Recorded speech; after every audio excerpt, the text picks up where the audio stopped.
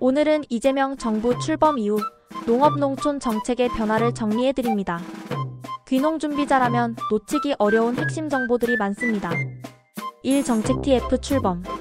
먼저 이미 실행된 정책부터 볼게요. 지난 6월 말 농림축산식품부 산하의 농정 대전환 TF가 출범했습니다. 이는 대통령 공약을 빠르게 실행하도록 조직된 태스크포스입니다. 2. 농업재해보험 강화. 최근 기후변화로 농업재해가 늘면서 정부는 재해보험 할증제를 개선했고 재해 발생 시 국가책임형 복구체계를 가동하기 시작했습니다.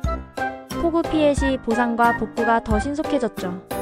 2025년 개정된 농업재해보험법에 따르면 대통령령으로 정하는 규모 이상의 거대 자연재해에 대해서는 보험료 할증을 적용하지 않음이 명문화되었습니다. 즉 태풍, 폭우, 가뭄 등 대규모 자연재해가 발생해도 농민들의 보험료가 올라가지 않도록 보장받는다는 것입니다. 대규모 기상이변에도 보험료가 급등하지 않으므로 안정적인 경영 기반 확보가 가능해집니다. 수확량 감소뿐 아니라 시세 하락으로 인한 손실까지 보상이 확대되어 농작업이 안정적인 생활수단이 됩니다. 교육받은 전문가가 정확하게 피해를 평가하면서 보상 결정에 대한 신뢰가 높아집니다. 결론적으로 이번 할증제 개선은 기후변화에 민감한 농업 환경에서 더 이상 페널티형 보험료에 농민이 부담하지 않도록 하고 농가 경제의 안정성을 체계적으로 강화하려는 정책적 의지로 해석됩니다. 3. 농어촌 주민수당 이미 시행 사례. 다음은 농어촌 주민수당인데요. 이재명 전 경기도지사 시절 연천군 청산면에서 시범사업이 진행됐습니다. 청산면 주민 약 400명에게 월 15만원 지역화폐가 지급되며 2021년 말 인구 3,895명에서 2024년 4월 4,037명으로 4% 증가한 효과가 나타났습니다. 충남 공주시는 또 다른 형태로 농업 경영체 등록 농어민을 대상으로 연 80만원 1인 가구 기준을 지역화폐로 지급하고 있습니다. 2024년에도 약 1만 7,270명에게 총 102억 원 규모로 지급되었죠. 4. 농어촌 주민수당 전국 확대 계획. 이재명 정부는 오는 2026년부터 소멸 위험 지역 83개면 주민 11만 명에게 월 15만 원씩 지급하는 1단계 시범사업을 추진 중입니다. 연간 180만 원씩 3년간 지원하겠다는 계획인데 이후 약 194만 명으로 확대될 예정입니다. 5. 양곡법 가격 안정제 농자재 지원. 이외에도 앞으로 추진될 정책이 많은데요. 양곡관리법 개정. 정부가 남는 쌀을 의무 매입해 쌀값을 안정시키는 방안을 올해 안에 마무리하겠다고 밝혔습니다.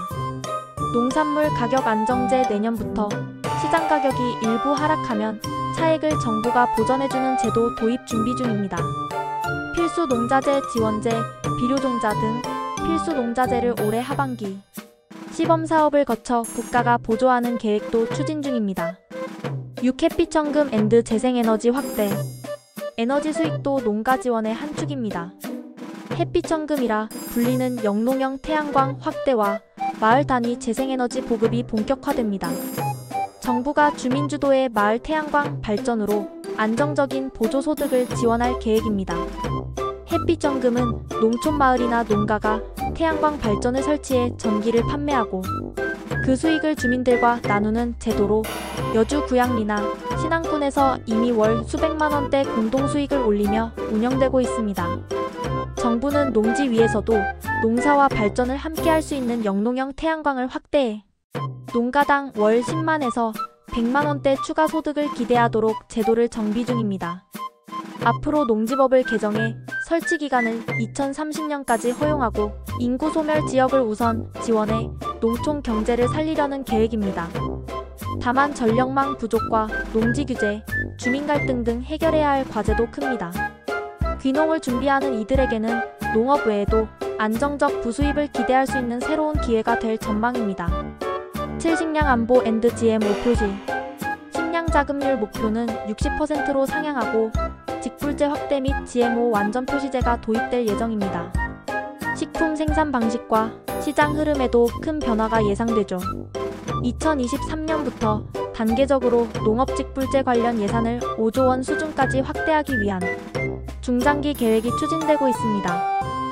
국회에서는 2025년에서 2029년 공익직불제 예산을 농가당 최대 350만원, 총 3조 5천억 원 규모로 확대하는 기본계획이 논의되었고 5조 원 수준 전반까지 예산을 늘린다는 목표가 설정되었습니다. 청년 농업인 정착 지원, 은퇴농 대상 농지 이양은 퇴직불 등 세대교체 인센티브를 확대합니다. 2025년 기준 후계농 육성자금을 기존 6천억 원에서 1조 500억 원으로 증액했으며 청년 전용 예산도 추가 확보됐습니다. 8. 귀농 준비자를 위한 영향 분석. 이제 귀농 준비자에게 어떤 의미가 있을까요? 소득 리스크 안정 수당과 가격 안정제, 재해복구 시스템은 농사 실패 부담을 덜어줍니다. 생활비 지원 현금성 수당과 햇빛연금은 초기 생활비 불안 해소도 기대됩니다.